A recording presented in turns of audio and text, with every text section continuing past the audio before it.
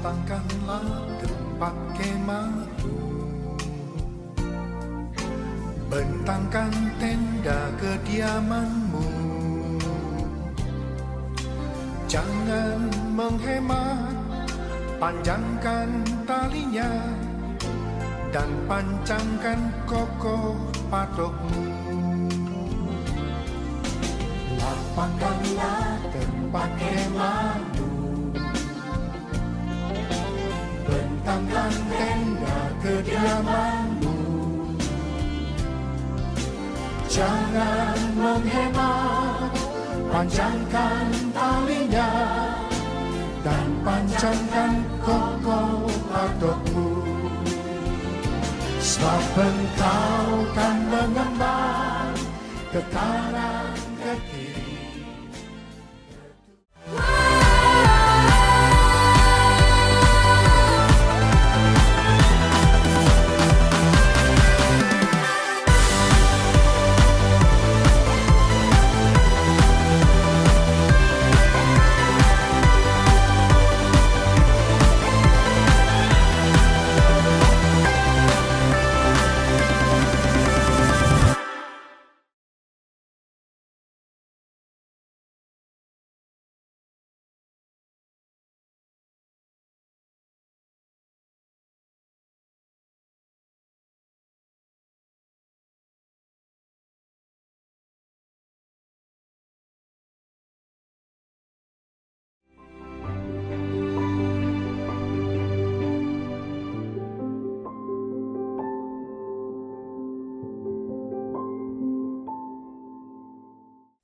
Haleluya, puji nama Tuhan. Shalom, shalom.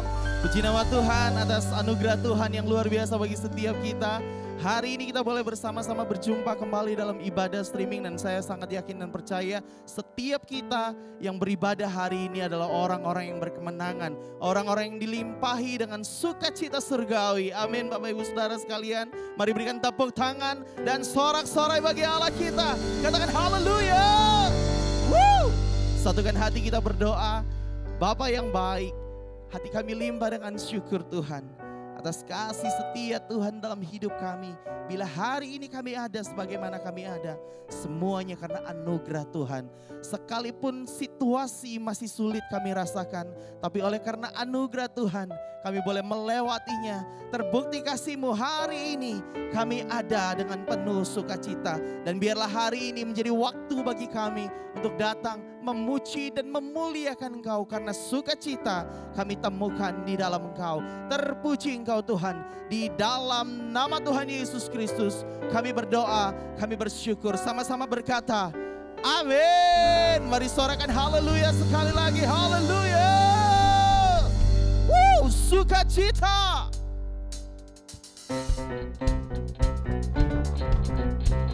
Thank you Lord. Sungguh hati kami dilimpahi dengan ucapan syukur. Sebab sukacita kami dapatkan di dalam Engkau Tuhan. Haleluya. Mari bersama-sama katakan. Dalam-Mu ku temukan sukacita. Dunia takkan sanggup ku berikan. Amin. Segala bebanku pun diganti. Selalu ada di dalam-Mu. Katakan. Kaulah sukacita, pengharapan dan kehidupan. Kau beri kekuatan. Haleluya. Bersukacita selamanya. Thank you Lord. Hallelujah. Mari bersama-sama katakan. Kau ada mendampingi setiap langkahku. Amin. Berikan kekuatan. Berikan kekuatan dengan Roh-Mu. Katakan. Janji-Mu yang telah menuliskan. Ku punya rancangan yang indah. Sama-sama berkata. Kaulah sukacita, pengharapan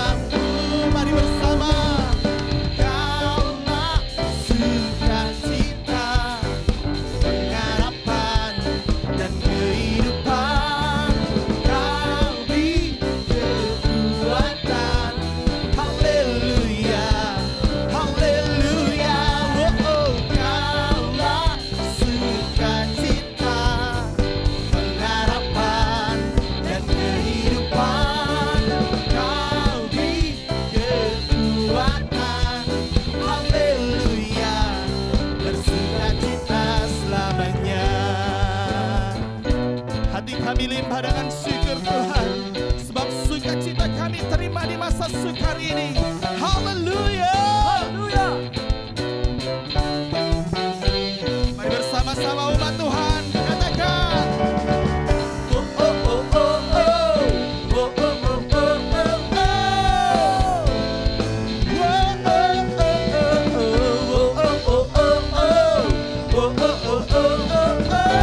Sambil angkat tanganmu katakan, Kaulah sukacita, pengharapan dan kehidupan. Woo!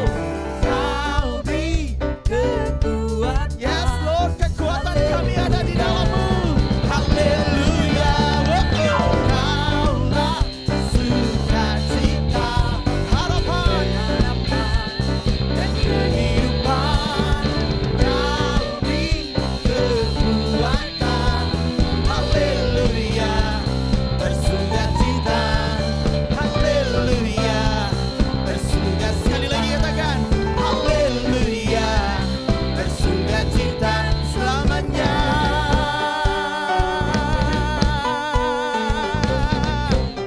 Yes Lord. Sukacita kami penuh melimpah di dalam Engkau. Haleluya, haleluya. Kau terbesar dan mulia, ajaib semua perbuatanmu. Kau terbesar dan mulia, biarlah semua memuji-Mu. Yes Lord, biar seluruh umat-Mu memuji Engkau sebab Engkau dahsyat. Haleluya.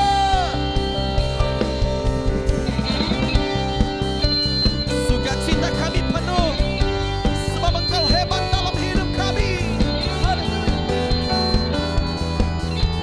Mari bersama-sama kita katakan, segenap hati aku memuji, segenap jiwa aku bernyanyi, karena Roh-Mu ada dalamku, Tuhan. Yes Lord. Ku angkat tanganku memuji, ku angkat suara dan bernyanyi, karena Roh-Mu ada dalamku, Tuhan.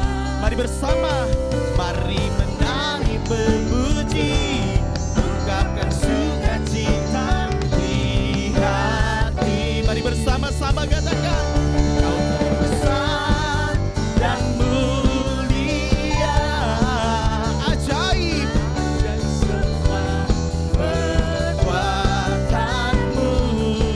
Katakan, Kau terbesar dan mulia, biarlah semua memuji-Mu. Haleluya. Ada sorak-sorai di rumah-rumah, ada pujian di rumah-rumah, sukacita melimpah. Mari bersama, segenap hati aku memuji, segenap jiwa aku bernyanyi. Amin. Karena Roh-Mu ada dalamku, Tuhan. Haleluya. Ku angkat tanganku memuji, kami angkat suara kami, suara dan bernyanyi, karena Roh-Mu ada dalamku, Tuhan. Mari umat Tuhan yang di rumah-rumah bersama, mari menari memuji, ungkapkan sukacita di hati. Mari bersama lompat. Kau terbesar dan mulia. Amin.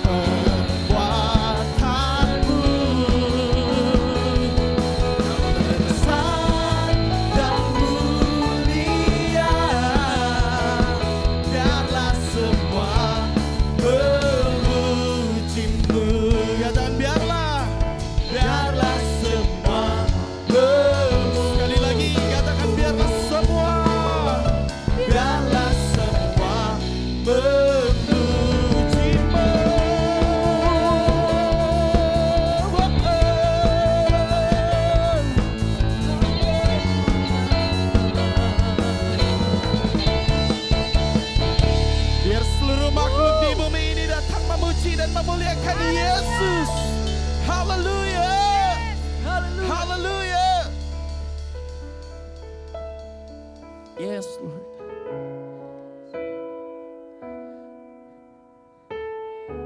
Kau terbesar dan termulia. Ajaib perbuatan-Mu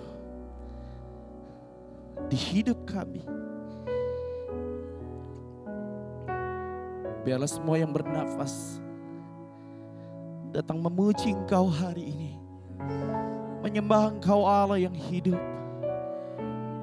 Allah yang selalu berperkara dan bekerja bagi setiap kami. Untuk mendatangkan kebaikan. Sekalipun hari-hari ini kami boleh melihat goncangan di berbagai aspek.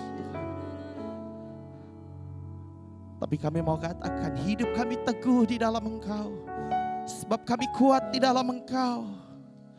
Untuk itu Tuhan, hari ini kami datang membawa ucapan syukur kami. Kami datang memuji dan menyembah Engkau. Sebab kami diciptakan untuk menjadi penyembah-penyembah yang benar di hadapan-Mu. Menyembah Engkau dalam roh dan kebenaran. Oh ya Rabashe, ya Rabu. Hirabayala batakara bayala basane larabo. Hiralarabo.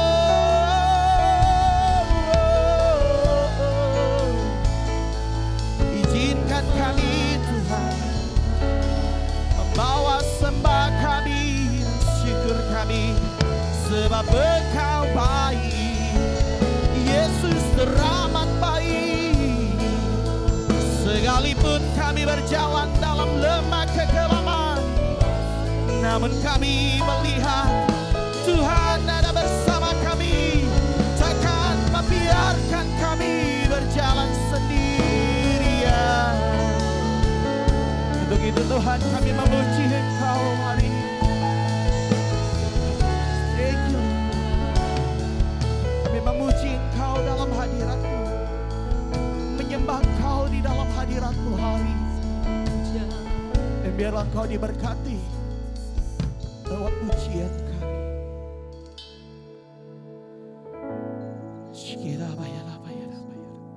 Terima kasih, terima kasih.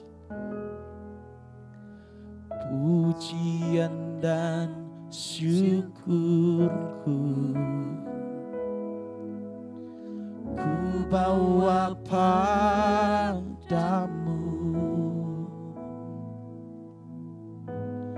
Dengan rendah hati ku persembahkan. Yes, Lord. Sadar bila ku ada hanya karena anugerah, bukan karena kekuatanku. Kami angkat tangan kami hari ini bagimu. Ku tahu hidupku adalah penyembahan. Kau ciptakanku dalam kemuliaan-Mu, Yesus. Ku tahu hidupku berharga di mata-Mu. Segenap hidupku persembahkan. Kami berikan tepuk tangan kemuliaan bagi Engkau. Mari bersama-sama. Pujian dan syukurku ku bawa padamu.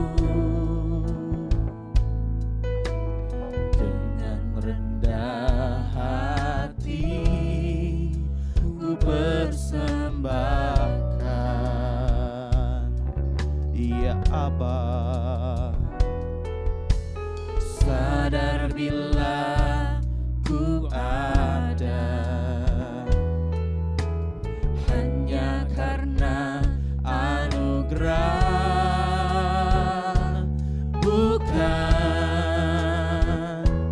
karena kekuatanku. Kami angkat tangan kami hari ini Tuhan. Ku tahu hidupku adalah penyembahan. Kau ciptakanku dalam kemuliaan-Mu. Oh Yesus, Ku tahu hidupku berharga di mata-Mu.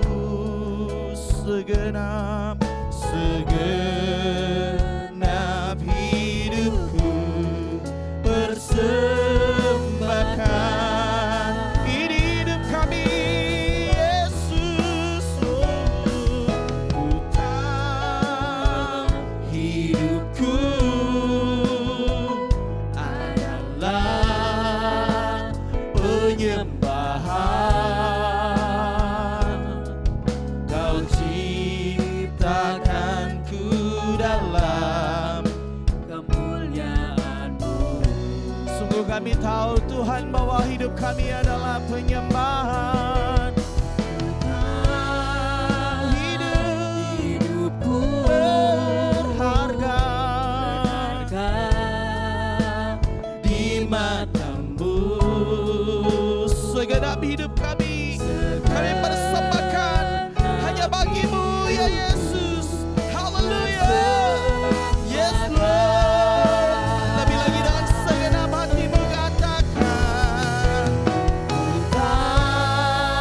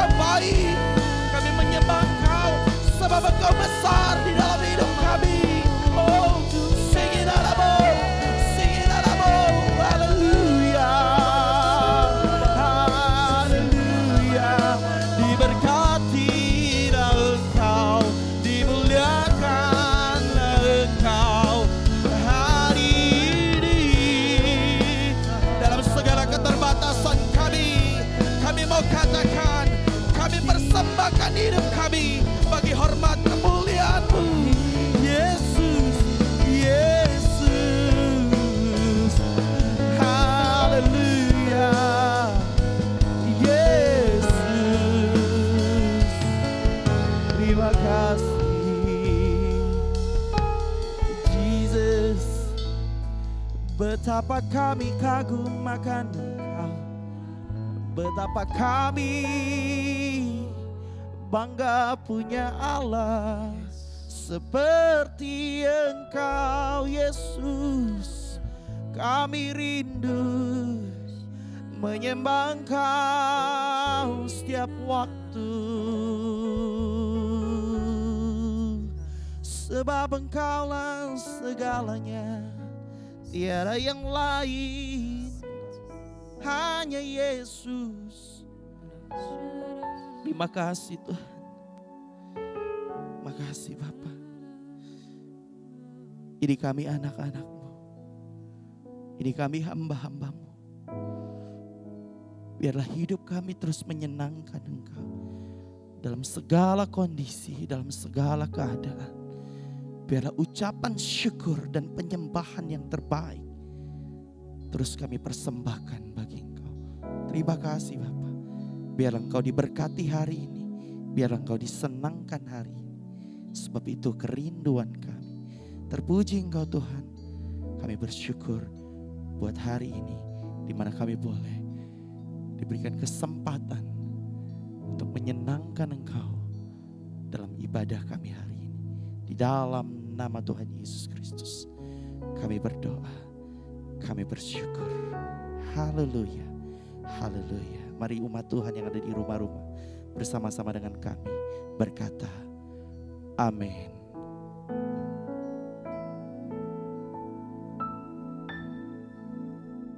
Selamat hari Minggu. Saya percaya kasih setia Tuhan selalu baru setiap pagi. Voice of Pentecost kali ini akan membahas mengenai dinamika kesembuhan ilahi. Apakah kamu pernah mengalami sakit dan disembuhkan Tuhan melalui mujizat? Atau malah pernah lihat orang yang sakit dan didoakan tapi nggak sembuh-sembuh? Jadi sebenarnya kesembuhan ilahi itu beneran ada atau enggak sih? Dan apakah pelayanan kesembuhan ilahi masih sesuai dengan kemajuan zaman now? Dalam Alkitab ada ratusan ayat janji Tuhan bagi kesembuhan umatnya.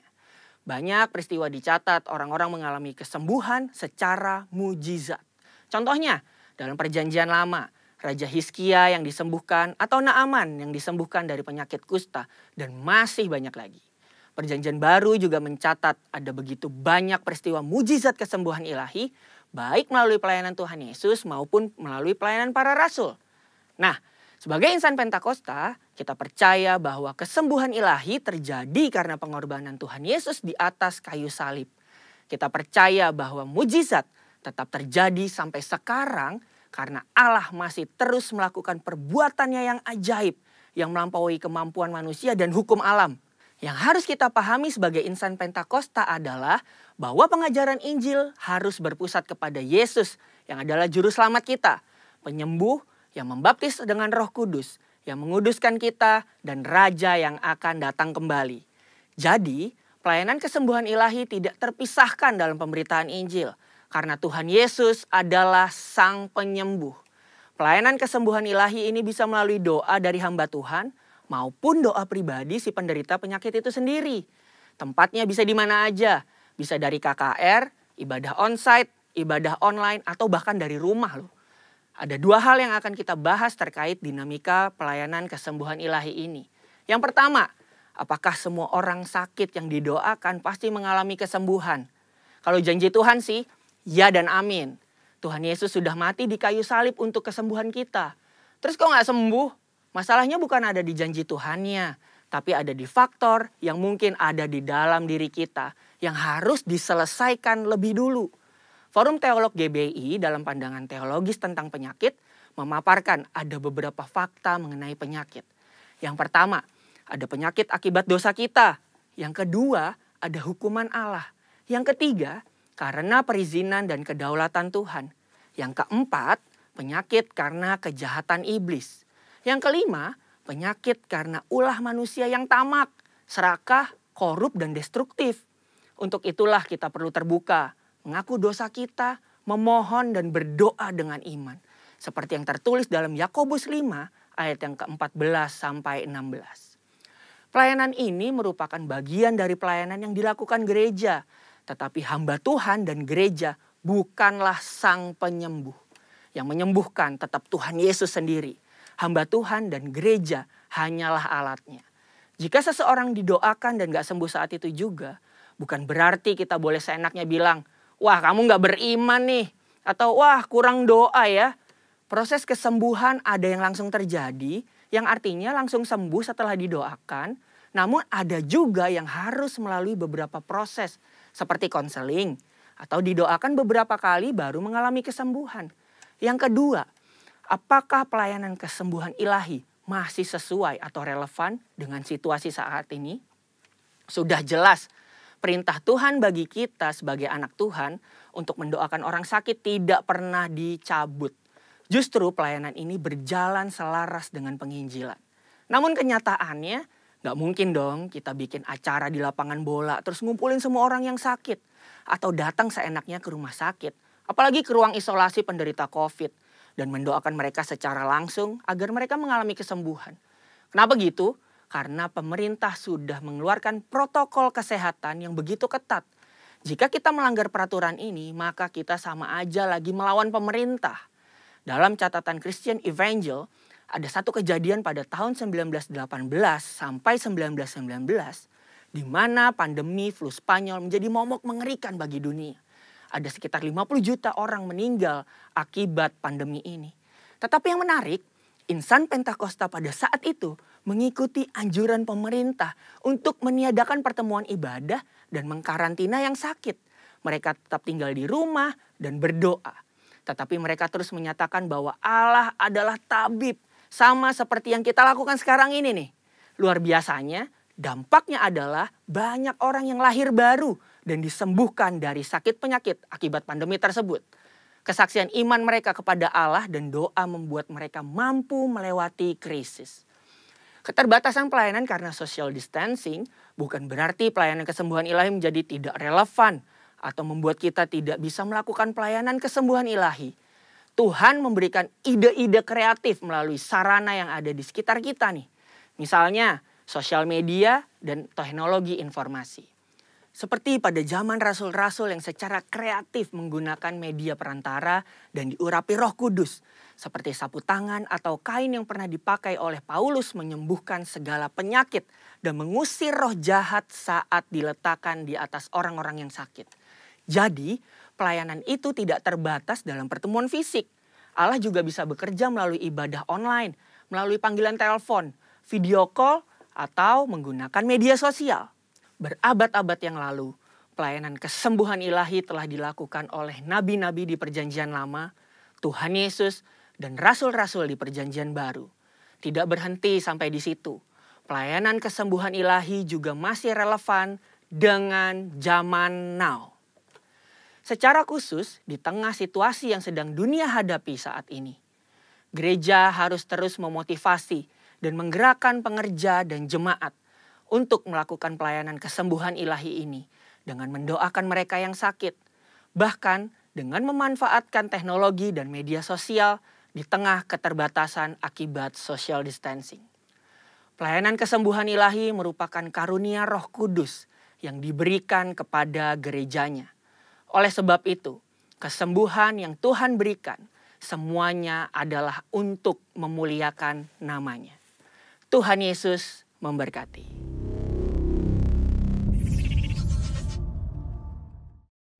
Shalom, masih di suasana ibadah online, tapi saya percaya kita semua diberikan damai sejahtera. Dan saya berdoa Anda semua di rumah diberikan kekuatan dan juga kesehatan daripada Tuhan. Ada satu topik yang ingin saya bahas di pagi hari ini, bagaimana kita menang, bagaimana kita bisa tampil sebagai umat yang dapat menghadapi perubahan dalam kehidupan ini. Karena di masa pandemi ini ada banyak hal yang telah berubah dari kehidupan kita. Bahkan kita dipaksa untuk mengalami perubahan. Bagaimana kita bekerja, bagaimana kita berhubungan dengan orang-orang yang ada di sekitar kita, bagaimana kita mencari keuangan, semua ngalamin perubahan. Saya mendengar beberapa waktu yang lalu di banyak berita, sebelum ditemukannya vaksin untuk virus ini, maka kita masuk dalam sebuah era yang baru yang dinamakan dengan the new normal. Nah, karena itu penting bagi kita hari ini mengetahui bagaimana caranya supaya kita bisa tampil sebagai pemenang dalam situasi yang sedang berubah ini. Dan saya berdoa kiranya kebenaran firman Tuhan pada pagi hari ini menguatkan kita dan memberikan kita petunjuk yang Tuhan mau untuk kita lakukan. Nah, Bapak Ibu Saudara, menurut Kamus Besar Bahasa Indonesia ada sebuah kata yang sangat penting untuk kita pelajari hari ini, yaitu beradaptasi. Kata beradaptasi memiliki arti menyesuaikan diri atau penyesuaian terhadap lingkungan. Kenapa saya katakan kita perlu beradaptasi? Karena ini yang saya percaya, kemampuan kita beradaptasi itu membuat kita dapat bertahan dan bahkan mengalami kemenangan dalam situasi yang sedang berubah ini. Saya percaya Bapak Saudara, manusia diberikan kemampuan beradaptasi yang sungguh luar biasa daripada Tuhan. Masalahnya adalah apakah kita mengembangkan kemampuan itu atau kita tidak mengembangkan kemampuan kita dalam beradaptasi. Beberapa waktu yang lalu saya melihat sebuah film dokumenter di mana mengisahkan kejadian bencana di Jepang. Ternyata uniknya hari-hari ini gedung-gedung bertingkat di Jepang itu dibuat seelastis mungkin sehingga pada waktu menghadapi goncangan, gedung-gedung itu dapat tetap kokoh berdiri tanpa mengalami kerusakan yang terlalu berarti. Tahukah Bapak Saudara, pada waktu bangunan atau gedung bertingkat dibuat elastis, maka justru disitulah dia dapat bertahan menghadapi goncangan atau gempa. Sama dengan kehidupan kita, pada waktu kita dapat menyesuaikan diri atau beradaptasi, maka kita jauh lebih mudah menghadapi segala perubahan yang ada dalam kehidupan kita dibandingkan pada waktu kita tidak beradaptasi atau tidak dinamis dalam menghadapi perubahan, maka kita akan digilas oleh perubahan. Ada satu masa dalam Alkitab di mana penggambaran yang sangat luar biasa dari seorang yang mengalami adaptasi, di mana orang tersebut bernama Adam dan juga Hawa. Di dalam Kejadian pasal yang ketiga ayat yang ke-6 sampai ayat yang ke-7 dikatakan begini, saya akan bacakan untuk kita semua. Perempuan itu melihat bahwa buah pohon itu baik untuk dimakan dan sedap kelihatannya. Lagi pula pohon itu menarik hati karena memberi pengertian. Lalu ia mengambil dari buahnya dan dimakannya dan diberikannya juga kepada suaminya yang bersama-sama dengan dia. Dan suaminya pun memakannya. Maka terbukalah mata mereka berdua dan mereka tahu bahwa mereka telanjang. Lalu mereka menyemat daun pohon ara dan membuat cawat. Nah, dari kisah Adam dan Hawa ini kita belajar bagaimana kita dapat bertahan dalam perubahan yang sedang terjadi. Kenapa saya katakan demikian? Karena Adam dan Hawa seketika dia makan buah pengetahuan yang baik dan yang jahat, kehidupannya mengalami perubahan yang sangat signifikan. Dari yang dia tidak menyadari sebelumnya bahwa mereka telanjang, tapi pada waktu mereka makan buahnya, mereka betul-betul menyadari bahwa mereka telanjang. Kenapa? Karena tiba-tiba dosa masuk dalam kehidupannya. Nah, karena itu mari kita mulai mempelajari apa yang bisa kita lakukan untuk kita bertahan dalam kita beradaptasi. Yang pertama, Bapak Saudara, dari kisah Adam dan Hawa ini dikatakan Adam dan Hawa terbuka mata mereka dan mereka tahu. Nah, maka poin pertama yang penting untuk kita pelajari adalah gather resources. Bicara tentang mengumpulkan informasi. Pada waktu Alkitab mencatat terbukalah mata mereka berdua dan mereka tahu, secara tiba-tiba mata Adam dan juga Hawa terbelalak. Mereka terbuka, mereka memahami. Dalam kalimat yang lain atau dalam kata yang lain menggunakan kata mata mereka dan pendengaran mereka tiba-tiba terbuka dan mereka menyadari kondisi mereka. Yang sebelumnya mereka tidak memahami bahwa mereka telanjang, tetapi pada waktu mereka makan buah pengetahuan yang baik dan yang jahat, dosa masuk dalam kehidupan mereka. Tiba-tiba mata mereka dan telinga mereka terbuka dan mereka memahami bahwa kondisi mereka telanjang. Nah, apa yang kita pelajari hari ini, memang kondisi COVID ini bukan karena kita, bukan karena kesalahan kita sepenuhnya. Tetapi mari kita belajar dari kisah Adam dan Hawa ini. Bagaimana mata mereka terbuka dan telinga mereka terbuka. Itu berbicara tentang bagaimana kita mendapatkan informasi, fakta-fakta. Untuk kita dapat bertahan, untuk kita dapat beradaptasi, maka penting sekali untuk kita mengumpulkan informasi, semua informasi yang terkait dengan perubahan yang sedang terjadi. Karena pada waktu kita memahami, pada waktu kita mendapatkan informasi yang benar, maka kita bisa mengambil keputusan yang benar. Tetapi pada waktu kita mendapatkan informasi yang salah, maka kita sedang salah melangkah. Saya jadi teringat dengan kisah dari 12 orang pengintai, di mana Yosua dan Kaleb, salah seorang dari antara mereka, pada waktu diberikan perintah oleh Musa dan diberikan perintah oleh Tuhan untuk mengintai tanah Kanaan, 10 orang kembali dengan berita yang buruk. Tetapi Yosua dan Kaleb menguatkan hati bangsa Israel untuk tetap maju dan mengalahkan tanah Kanaan. Nah, pada waktu 10 orang pengintai itu melaporkan berita, walaupun itu benar-benar fakta, tetapi ada motivasi dalamnya yang tertulis dalam Bilangan pasal yang ke-14 ayat yang ke-36. Dikatakan seperti ini. Adapun orang-orang yang telah disuruh Musa untuk mengintai negeri itu, yang sudah pulang dan menyebabkan segenap umat itu bersungut-sungut kepada Musa dengan menyampaikan kabar busuk tentang negeri itu. Nah, kata-kata kabar busuk ternyata menggambarkan hal yang memang sebenarnya. Namun kata-kata ini juga menggambarkan laporan yang diberikan untuk tujuan yang jahat. Motivasinya jahat. Bisa untuk mencemarkan nama baik seseorang, bisa juga fitnah, bisa juga menghancurkan. Nah, karena itu kita belajar hari ini, pada waktu kita mendengar berita yang salah, maka kita justru salah dalam bertindak.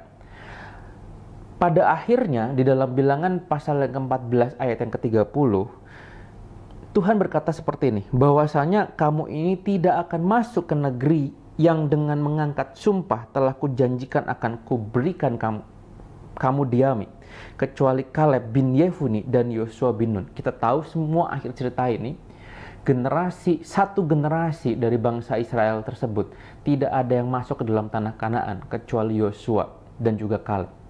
Nah, karena itu Bapak Saudara, bicara tentang mengumpulkan informasi, saya berdoa hari-hari ini kita membuka mata kita, membuka telinga kita kepada data-data yang benar, data-data yang dapat dipercaya, menjaga hati kita, menjaga kesadaran kita, menjaga pikiran kita, menjaga mata dan juga telinga kita untuk mengumpulkan informasi yang benar dan dapat dipercaya, sehingga kita mampu bertindak dan kita menghadapi perubahan dengan baik.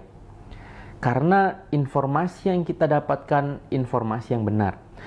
Pada waktu kita mendapatkan informasi yang salah, maka kita sedang salah menentukan langkah kehidupan kita. Nah, yang kedua, Bapak Saudara, bagaimana kita bisa menghadapi kemenangan dalam perubahan yang sedang terjadi? Bagaimana kita bisa menghadapi perubahan ini dan tidak dilindas oleh perubahan? Yang kedua adalah knowing our condition, mengenal atau memahami kondisi kita hari ini atau saat ini. Adam dan Hawa mengetahui kondisi mereka. Mereka berkata mereka telanjang. Nah, hari-hari ini melalui COVID-19, mari kita memahami di mana kita berada, apa yang sedang kita hadapi. Bagaimana COVID ini atau pandemi ini mempengaruhi kehidupan kita. pada waktu kita menyadari dan memahami kondisi kita, kita bisa menentukan langkah selanjutnya. Apa yang akan kita lakukan, apa yang akan kita kerjakan. Pada waktu kita tidak mengetahui kondisi kita, maka agaknya mustahil untuk kita dapat melakukan perencanaan ke depan. Ambil contoh, mungkin Bapak Saudara pernah menggunakan aplikasi GPS atau map di handphone Anda. Saya seringkali memakai kalau masuk dalam sebuah kota yang baru yang saya nggak pernah tahu sebelumnya dan jalan yang saya nggak pernah lalui sebelumnya, saya biasanya menggunakan peta itu di handphone saya. Nah, untuk kita bisa sampai kepada tujuan, maka di dalam peta tersebut kita harus tahu posisi kita sekarang ini ada di mana. Ambil contoh, dari Purwokerto ini saya ingin pergi ke kota Jakarta.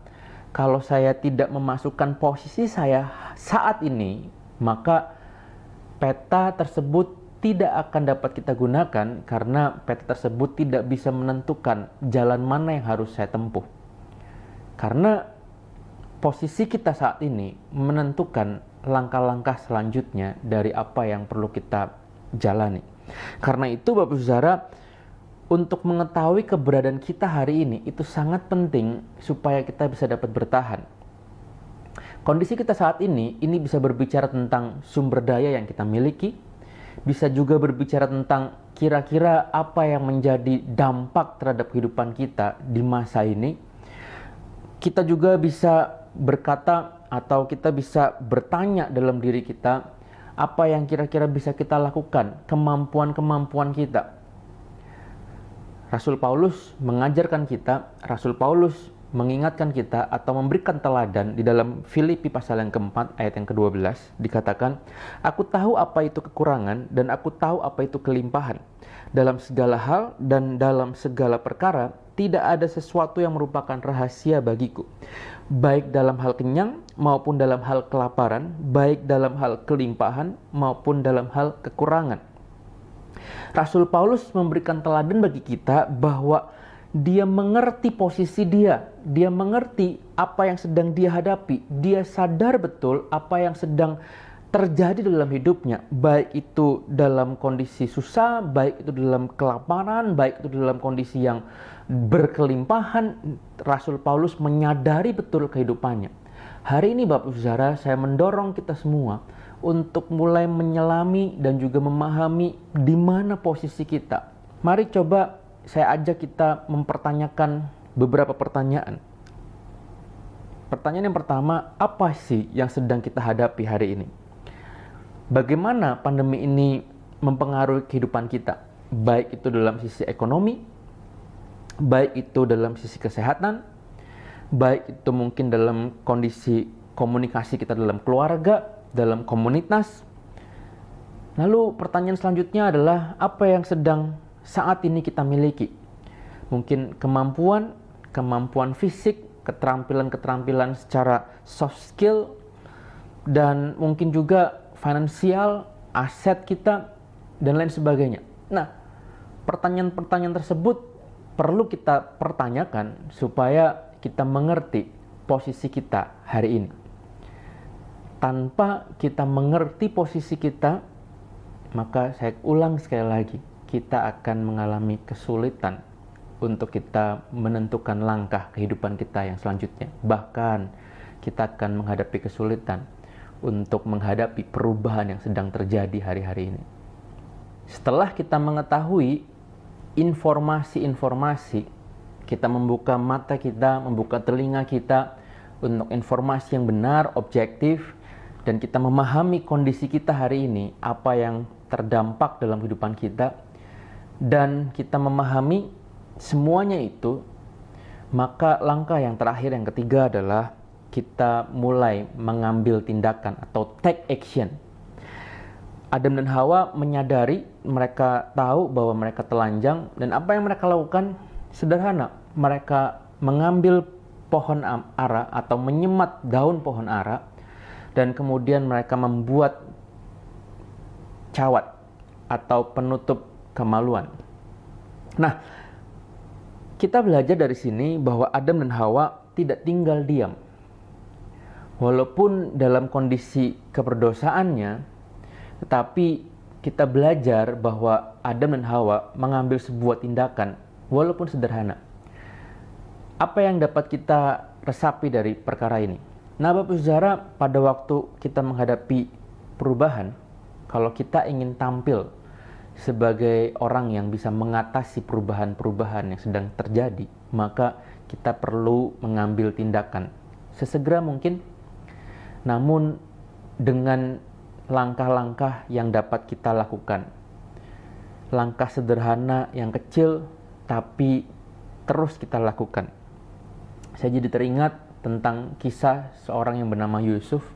Kita tahu semua kisahnya, pada waktu Yusuf masih kecil, sudah dibuang oleh kakak-kakaknya, dijual untuk jadi budak. Pada waktu dijual menjadi budak, dia tinggal di rumah Potifar. Dan pada waktu di rumah Potifar, dia juga dilemparkan dalam penjara. Di dalam penjara, dia juga dilupakan oleh temannya. Dan apa yang kita pelajari hari ini? Alkitab catat waktu saya pelajari kisah tentang Yusuf, dimanapun dia berada dan apapun yang sedang terjadi dalam kehidupannya, Alkitab catat Tuhan selalu memberkati Yusuf karena perbuatan tangannya membuat dia bisa mendapatkan kemenangan demi kemenangan. Ambil contoh, pada waktu dia di rumah Potifar, Alkitab mencatat Potifar diberkati karena Yusuf. Rumah tangganya diberkati karena Yusuf. Pada waktu ada di dalam penjara, Alkitab juga mencatat kepala sipir penjara sangat senang dengan Yusuf karena dia bertanggung jawab, karena Yusuf melakukan yang terbaik dalam hidupnya. Nah, karena itu kita belajar hari-hari ini untuk mengambil tindakan, action. Tidak perlu muluk-muluk, karena tindakan kecil apa yang bisa kita lakukan sekarang itu pun dapat berarti. Dibandingkan kita tidak bergerak, kita hanya sekedar menyalahkan situasi, kita hanya berpikir kepada masalah. Saya berdoa, saya mendorong kita semua hari ini, bukan cuma sekedar mengeluh tentang apa yang sedang kita hadapi hari ini, walaupun memang beberapa dari antara kita berkata bahwa aku ini korban dari semua yang sedang terjadi. Dibandingkan kita mengeluh dan juga meratapi diri, ada baiknya kita hari ini mulai mengambil keputusan untuk kita bertindak. Mungkin dari Bapak Saudara ada yang sedang terdampak secara ekonomi. Hari ini saya mendorong apapun yang bisa kita lakukan sesederhana mungkin. Mari kita bergerak, kita mengambil tindakan, kita mengambil keputusan untuk bertindak. Dibandingkan kita hanya meratapi diri sendiri saja. Jangan berdiam diri, tapi mulai bertindak. Nah, karena itu bagaimana kita bisa menghadapi kemenangan dalam situasi yang sedang berubah ini? Bapak Saudara, buka mata kita, buka telinga kita, masukkan berita-berita yang berupa kebenaran, sehingga dari berita berupa kebenaran tersebut bisa membuat kita punya pengetahuan, memiliki rencana yang baik dan benar, dan kemudian mengetahui posisi kita hari ini, posisi kita saat ini, apa yang terdampak dari kehidupan kita, sehingga kita bisa menentukan langkah selanjutnya, yaitu apa? Yaitu mengambil tindakan. Dari langkah yang sederhana, dari langkah yang mungkin menurut kita kecil, tapi lebih baik kita melangkah dibandingkan kita hanya meratapi nasib, meratapi diri sendiri, dan pada akhirnya kita tidak melakukan apapun, dan hal itu dapat berujung pada kita dilibas oleh perubahan zaman ini. Nah, saya berdoa Bapak Saudara, kita semua diberikan kekuatan, kita semua diberikan hikmat dari Tuhan untuk kita bisa melangkah, menghadapi kemenangan, dan kita bisa bertahan, kita bisa survive dalam kondisi dunia yang sedang berubah. Haleluya. Bapa di surga, kami sungguh bersyukur kami boleh diberikan kekuatan, pemahaman Tuhan, untuk kami boleh menghadapi perubahan zaman ini.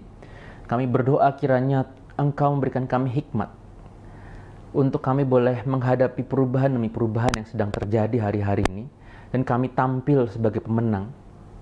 Kami berdoa Tuhan, kiranya mata kami terbuka, telinga kami mendengar bahwa apa yang sedang kami hadapi ini betul-betul boleh kami hadapi dengan baik. Dan kami boleh menyaring semua informasi dengan benar. Dan kami boleh melangkah dan menentukan apa yang akan kami lakukan. Kami berdoa Tuhan, kiranya kami boleh mengerti apa yang menjadi bagian kami untuk kami lakukan. Dan kami boleh mengambil tindakan. Sekecil apapun itu juga kami percaya Tuhan, Engkau yang memberikan kami kemampuan. Karena itu kami berdoa hari ini, kiranya Tuhan memberikan kami kemampuan untuk menghadapi semua perubahan yang sedang terjadi hari-hari ini. Nah, hamba-Mu berdoa mengangkat tangan untuk anak-anak-Mu Tuhan yang ada di rumah. Hamba-Mu berdoa kiranya damai sejahtera Allah limpah atas kehidupan mereka di dalam nama Tuhan Yesus. Kiranya Engkau memberikan hikmat, kekuatan untuk menghadapi apa yang sedang terjadi hari-hari ini. Dan karena itu, Bapak Saudara, angkat tangan-Mu dan terimalah berkat daripada Tuhan yang memampukan, yang menjadikan engkau kuat di dalam nama Tuhan Yesus. Dan kiranya penyertaan Tuhan limpah atas kehidupanmu hari ini sampai Tuhan menjemput yang kedua kalinya. Hanya di dalam nama Tuhan Yesus yang sudah menerima berkat dan setuju, sama-sama katakan amin. Selamat hari Minggu, Tuhan Yesus memberkati.